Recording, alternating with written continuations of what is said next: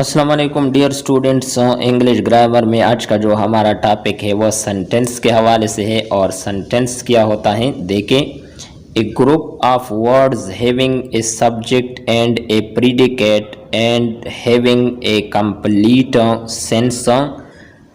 Sense और meaning is called a sentence.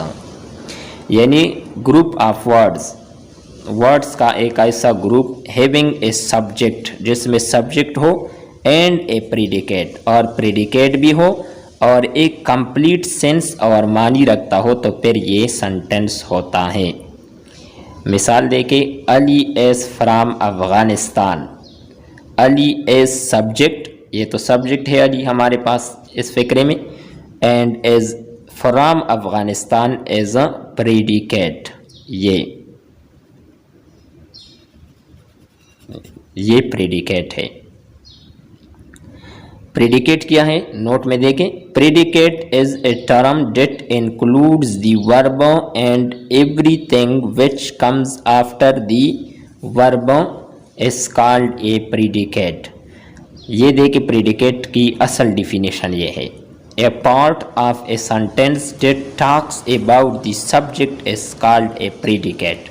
यानी वो हिस्सा जुमले में जो क्या बताएं, टॉक्स करे अबाउट द सब्जेक्ट के बारे में बताए तो फिर ये प्रेडिकेट होता है। देखिए, he can not come today, he subject है तो ये सेंटेंस है he can not come today, predicate ये है अली इज सिक।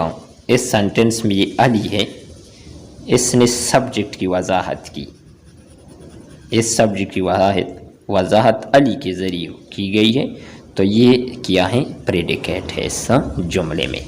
दोस्तों उम्मीद करते हैं कि आपको ये वीडियो पसंद आई होगी जो सेंटेंस और प्रेडिकेट के हवाले से थी।